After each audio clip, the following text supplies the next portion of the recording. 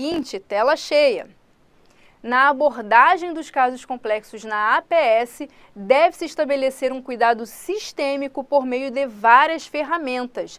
No caso de verificação das crises acidentais, a ferramenta mais adequada e aí ele está perguntando se é entrevista familiar, se seria ciclo de vida, genograma ou ecomapa. Vamos lá. Primeiro ponto fundamental é você entender que a gente trabalha em medicina de família com ciclo de vida familiar, ou seja, as famílias elas teriam uma evolução ao longo do tempo, né? Então um ciclo familiar começaria com um indivíduo saindo de casa, depois ele conhece aí a sua companheira ou seu companheiro e formam um novo casal, depois eles têm filhos pequenos, esses filhos tornam-se adolescentes, e uma hora esses filhos saem de casa e aí essa família chega no seu estágio tardio, onde só tem ali os idosos. Isso seria o ciclo de vida familiar. Só que ao longo do ciclo de vida, nós temos as crises vitais e temos as crises acidentais. Crises vitais são aquelas crises naturalmente esperadas ao longo do ciclo de vida familiar. Quando a gente casa, por exemplo, quem é casado sabe disso, muitas vezes nos primeiros meses você tem que se acostumar aí com o seu marido ou com a sua esposa, né? Porque vocês estão se ambientando num ambiente novo. Então pode ter uma crise, mas essa crise é vital. E existem as crises acidentais, que são aquelas não esperadas, como as tragédias, né? A morte de um filho pequeno, ou a separação de um casal, ou a morte de um dos cônjuges. Então a gente tem crises vitais e crises acidentais. De forma geral, a gente utiliza as ferramentas de abordagem familiar para estudar uma família como um todo e até entender as suas crises. Mas é claro que uma ferramenta ela acaba se sobrepondo à outra, né? Tem uma ferramenta mais adequada para um determinado objetivo, enquanto as outras são utilizadas para outros. Para as provas de residência médica, as que mais caem são genograma e ecomapa. Essas duas vocês precisam saber. Qual é a diferença entre elas? O genograma é a ferramenta mais adequada para você entender a estrutura familiar. Então, é uma abordagem sistêmica ao tratamento, onde você desenha aí pelo menos 3 gerações, que é onde você consegue ver bem a estrutura familiar. E olha que interessante, quando você avalia a linha do genograma, você consegue entender o padrão familiar, então você consegue entender o ciclo de vida familiar. Você entende se aquela é uma família jovem, se é uma família que está com filhos pequenos, se é uma família que está com filhos adolescentes, se é uma família já no estágio tardio, você consegue entender o ciclo de vida familiar e consegue identificar crises vitais, aquelas crises inerentes, né, ao longo da vida, e as acidentais, aquilo que não era para ter acontecido, mas aconteceu. E quando você avalia verticalmente, você consegue ver inclusive padrões transgeracionais. Por exemplo, muitas vezes a gente tem aqui um indivíduo alcoólatra na família e quando a gente vai olhar os antepassados, tem sempre algum alcoólatra em cada geração da família, porque são comportamentos transgeracionais. Isso também acontece para violência e para outros comportamentos, tá? Então o genograma, ele é ótimo para que você consiga entender crises acidentais. E o ecomapa? O ecomapa é mais uma estrutura social, é como se fosse a rede social daquele indivíduo. Você vai avaliar a relação daquele indivíduo com os equipamentos sociais, né, com a sociedade em que ele vive, relação com o trabalho, relação com a igreja, relação com o clube recreativo e assim por diante. Voltando para a questão, observe que a banca pede a melhor ferramenta, né, para crises acidentais. Entrevista familiar é quando você entrevista um membro da família ou a família como um todo para conseguir algumas informações. Você até pode saber sobre crise acidental, mas não é a melhor ferramenta para isso, porque você não está vendo aquela família como um todo. Ciclo de vida é o próprio ciclo de vida, não é uma ferramenta de abordagem familiar. É a família propriamente dita e a evolução dela ao longo do tempo. A melhor, de fato, é o genograma e o ecomapa você utiliza para ver relações sociais daquela pessoa ou daquela família. Então, gabarito aqui, alternativa C. Uma dica, quem vai fazer prova para a UERJ, saiba que a UERJ gosta muito de medicina de família. Tem um núcleo muito forte de medicina de família ali dentro, né? Inclusive com professores que fazem parte da sociedade, né? Ali da diretoria, da presidência. Então, vai fazer prova para a UERJ, tem que saber medicina de família. Beleza? Se você ficou com qualquer dúvida, é só me mandar mensagem que eu estou à sua disposição. Vejo você daqui a pouquinho, até já.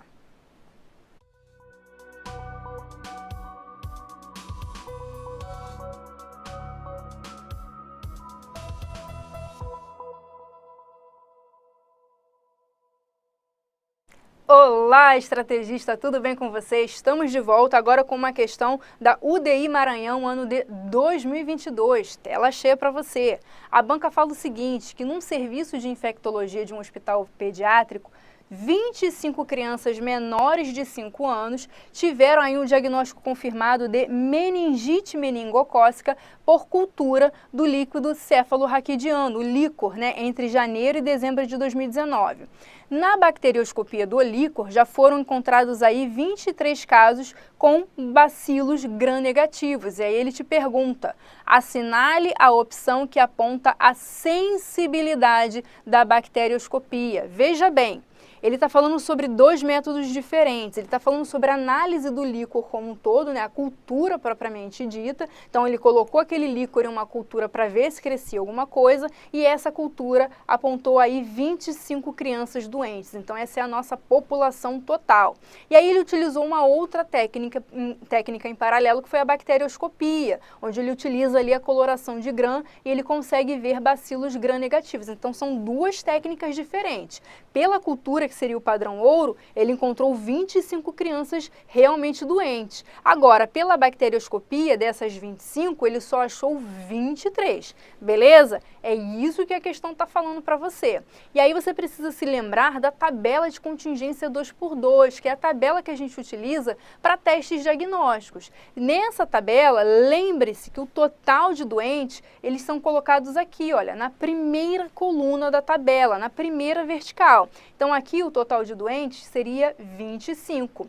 Já você está testando aí a bacterioscopia, ele está validando a bacterioscopia, Esse número que ele mencionou, 23, corresponderia ao número de verdadeiro positivos. Então, do total de indivíduos doentes, que são essas 25 crianças, a bacterioscopia coincidiu em 23 crianças. Sensibilidade nada mais é do que o número de verdadeiro positivos em relação ao total de doentes. Então veja que você não precisa nem completar a tabela inteira, ele te deu as informações mais importantes. Total de doentes, 25.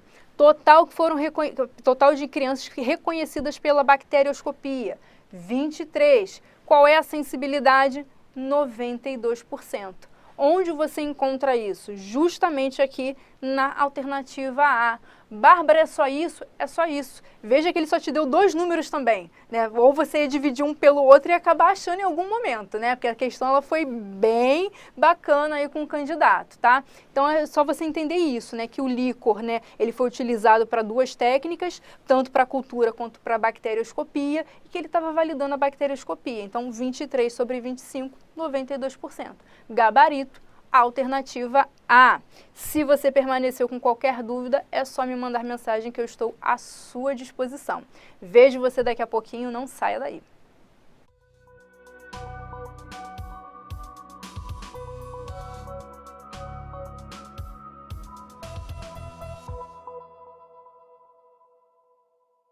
Olá, estrategista, tudo bem com você? Seja muito bem-vindo a mais uma questão de medicina preventiva, agora da PUC Sorocaba, ano de 2022. Nessa questão aqui, a banca está falando sobre notificação compulsória. E olha que interessante, ela pergunta para você qual é a doença que é de notificação compulsória em qualquer caso, ou seja, é de notificação compulsória qualquer caso de, e aí olha que interessante, acidentes de trabalho não são todos que a gente notifica, então não é qualquer caso de acidente do trabalho.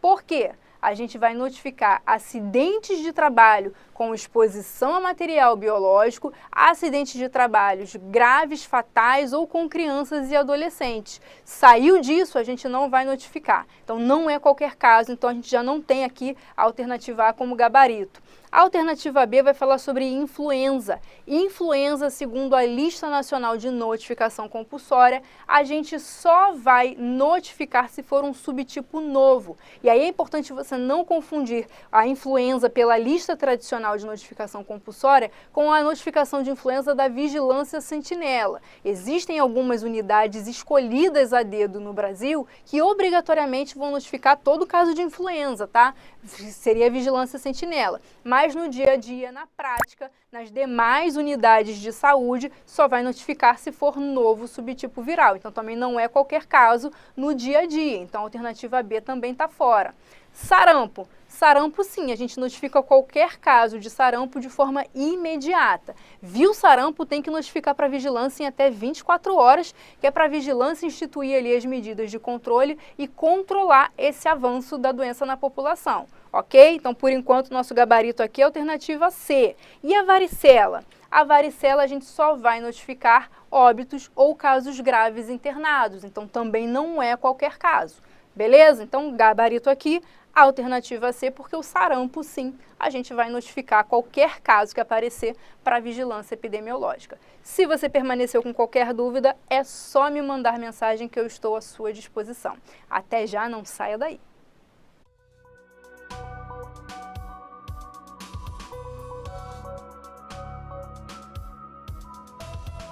Pessoal, vi que vocês estão em dúvida. Deixa eu já mudar o slide aqui, porque eu não abri, ele está no obrigada, né? Senão vai ter erro de gravação de novo. Lissete, falei seu nome certo, né?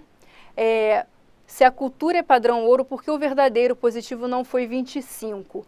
Porque o verdadeiro positivo, ele não é o total de indivíduos doentes. Você tem a população toda que está doente, mas em geral um teste diagnóstico, ele nunca vai diagnosticar 100% daquela população doente. Existem os falsos positivos. Então, se a gente está usando a cultura como padrão ouro, a gente está admitindo que aquele padrão ouro está dizendo que aquela é a população doente. E agora você quer testar a bacterioscopia. Você quer saber quantas pessoas a bacterioscopia consegue identificar do total de doentes, né, para saber se ela está coincidindo ali com a cultura ou não. E aí ela acabou identificando só 23. Então, o verdadeiro positivo é sempre o número de doentes que o teste em validação vai reconhecer. E esse teste, ele nunca vai reconhecer 100% dos doentes, ok? Então, o número de verdadeiro positivos vai ser sempre inferior ao número total de doentes.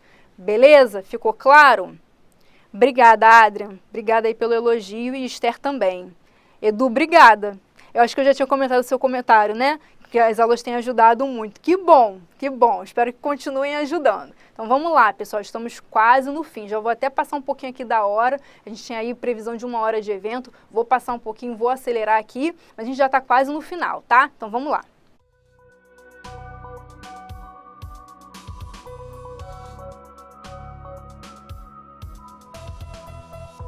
Olá, pessoal! Estamos de volta agora com uma questão da UEL, ano de 2022. É uma questão que fala sobre a estratégia de saúde da família e a banca queria que você assinalasse a alternativa correta. Pois bem, o que você precisa saber sobre a estratégia de saúde da família? Tela cheia. Aqui no Brasil, a estratégia é a forma por meio da qual nós operacionalizamos a atenção primária à saúde. Então, geralmente, a gente tem uma unidade básica de saúde e a gente tem aí um território de abrangência. Esse território ele vai ser subdividido e cada pedacinho dele vai ficar com uma determinada equipe de saúde da família. E esse território da equipe de saúde da família, ele vai ser ainda subdividido em pedaços menores, que a gente vai chamar de microárea. Certo? Então, a gente funciona no Brasil com a territorialização. E olha que interessante, o objetivo dessa territorialização é justamente o acompanhamento longitudinal, prevenção, assistência à saúde, inclusive com casos agudos e, principalmente, resolutividade, ou seja, o nosso objetivo é resolver o maior número de problemas de saúde daquela população e encaminhar apenas aquilo que é estritamente necessário. Beleza? Então, qual é a alternativa correta aqui? Vamos ler juntos, tela cheia. A alternativa A fala que nós devemos contemplar o conhecimento do território de forma a permitir o planejamento de ações. É isso mesmo. A gente precisa conhecer todo o nosso território e isso vai permitir com que a gente faça o planejamento em saúde. A alternativa B vai falar que nós devemos atuar de forma independente da rede de atenção e priorizar agravos agudos. Não! A estratégia de saúde da família ela está integrada com a rede de atenção à saúde, sendo a porta de entrada preferencial. Então, o problema aqui é dizer que é independente, que a gente vai priorizar apenas agravos agudos. A alternativa C vai falar que a gente deve considerar a classificação de risco devido à baixa resolutividade da estratégia de saúde da família. Não, pessoal, ela é altamente resolutiva, inclusive porque tem equipe de apoio matricial ali, né? A gente tem o antigo NASF, lembra que agora mudou tudo, mas está ali dando apoio e aumentando a resolutividade dos casos. A alternativa D vai falar que é um bom exemplo do modelo flexneriano. Pessoal, o modelo de Flexner foi aquele desenvolvido lá no início do século, né, lá nos Estados Unidos, onde priorizava-se a subespecialização da medicina. Quanto mais especializado, melhor. A APS faz justamente o movimento oposto, porque a gente está vendo o indivíduo como um todo, a gente não está fragmentando ele. Então, também não é isso. E a alternativa E vai falar que é uma das estratégias de atendimento médico de urgência e emergência. Não!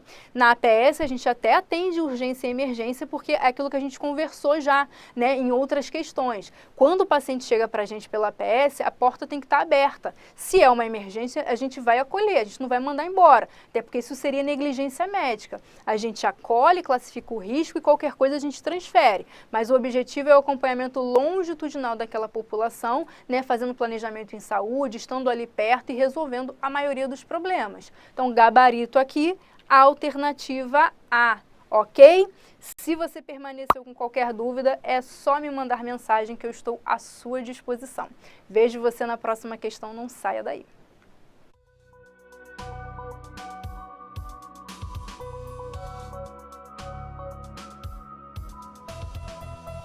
Olá pessoal, tudo bem com vocês? Estamos de volta com mais uma questão de medicina preventiva, dessa vez do Hospital Pequeno Príncipe, ano de 2022. É uma questão sobre coeficiente de mortalidade, tela cheia para você.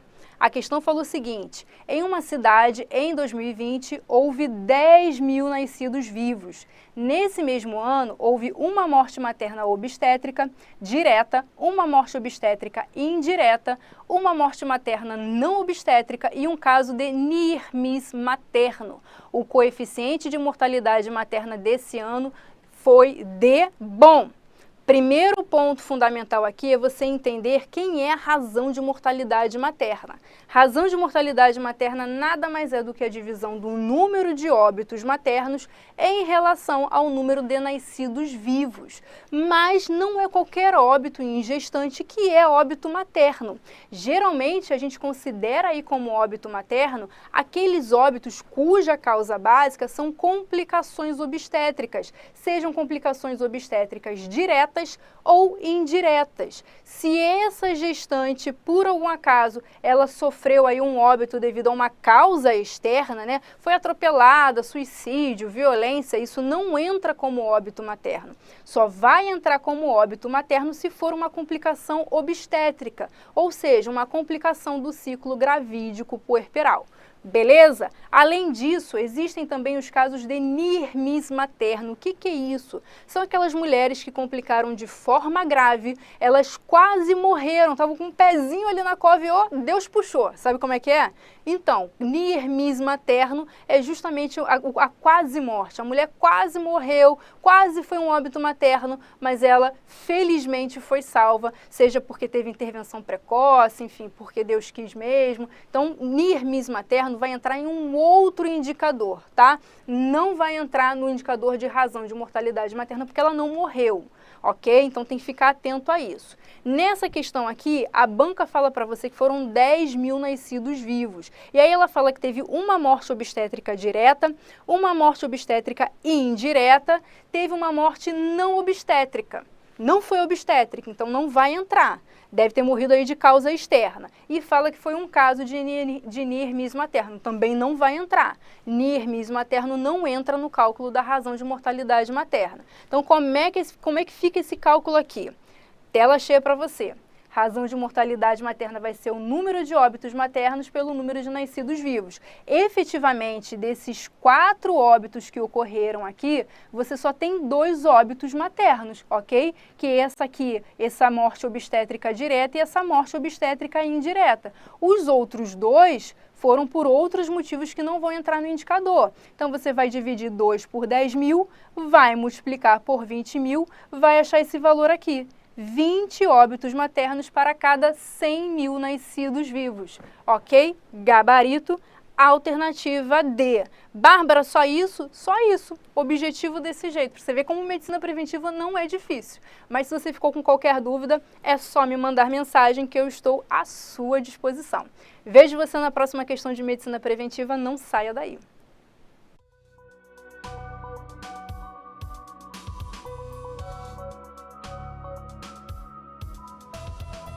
E aí, pessoal, dúvidas? Ah, professor Camilo tá aí, vou só pegar uma água, gente.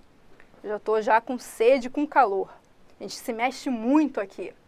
Beijo, professor Camilo, Ariete, aula top, obrigada. Que bom que você entendeu, Lissete. Bom, a gente vai agora para a nossa última questão, tá, pessoal? Vou passar também rapidinho, que eu já estourei meu tempo aqui, daqui a pouco vão me tirar do estúdio. Então, só mais 30 segundinhos e aí a gente fecha aí com a última questão, beleza? Não saia daí.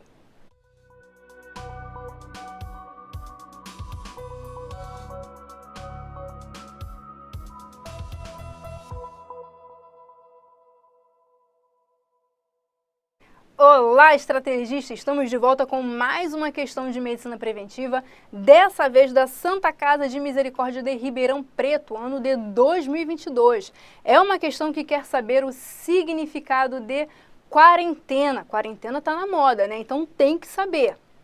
Pois bem, o primeiro ponto fundamental aqui é você conhecer as 4 medidas sanitárias de restrição de contato. Então a gente vai definir aqui rapidamente quarentena, isolamento, distanciamento social e lockdown, beleza? Primeira medida que vocês precisam conhecer, quarentena. A quarentena nada mais é do que o isolamento de contatos sadios de indivíduos doentes. Então você tem aqui um cidadão doente.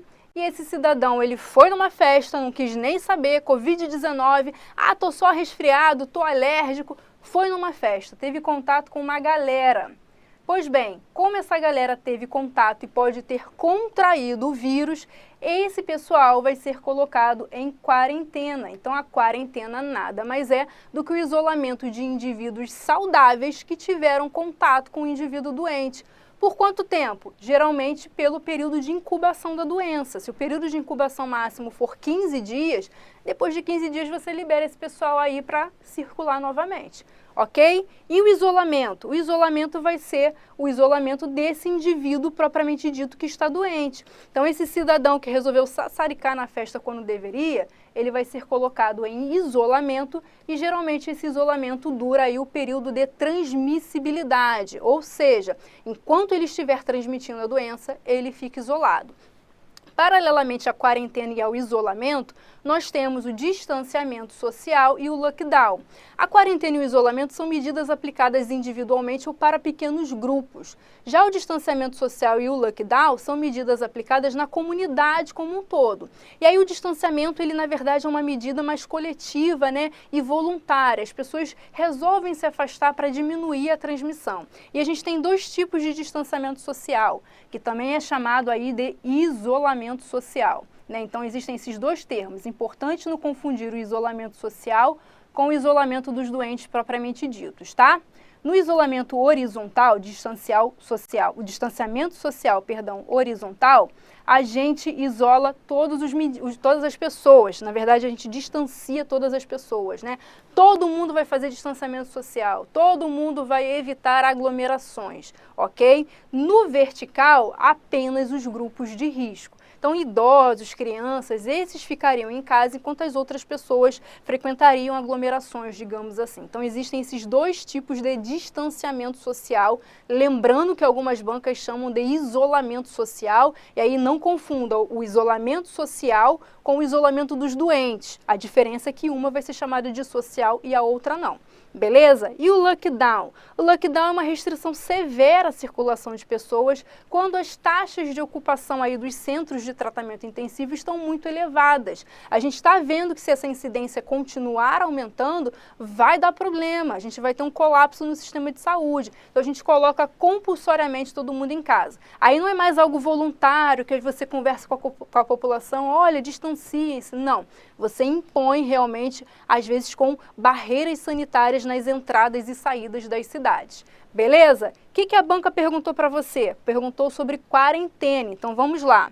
A alternativa A vai falar que a quarentena é uma medida sanitária onde você isola pessoas ou animais que se expuseram a um caso de doença transmissível durante o período de transmissibilidade ou contágio. Você isola pessoas ou animais sãos. Exatamente. O nosso gabarito aqui, por enquanto, a alternativa A.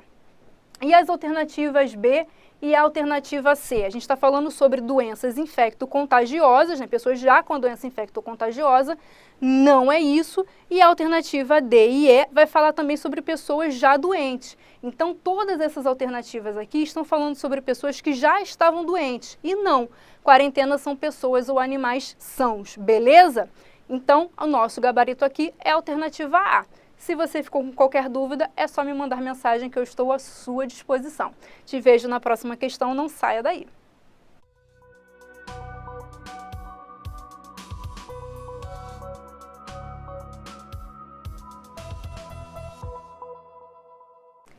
Pessoal, bom, vou encerrar que eu já passei muito do meu tempo, tá? Tinha aí 1 hora aí de ao vivo, já estamos com quase 1h20, né?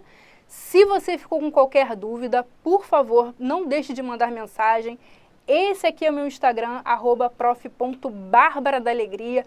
Pode me mandar mensagem, pode me mandar áudio, eu sempre respondo também em áudio para vocês na maioria das vezes. A gente bate um papo, só não vai para a sua prova com dúvida, ok? Então qualquer dúvida aí eu estou à disposição de vocês.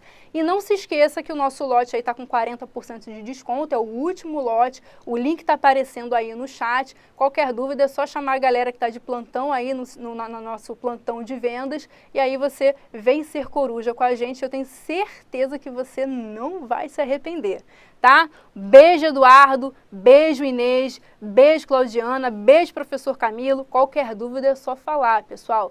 Grande beijo para vocês, até a próxima, tchau.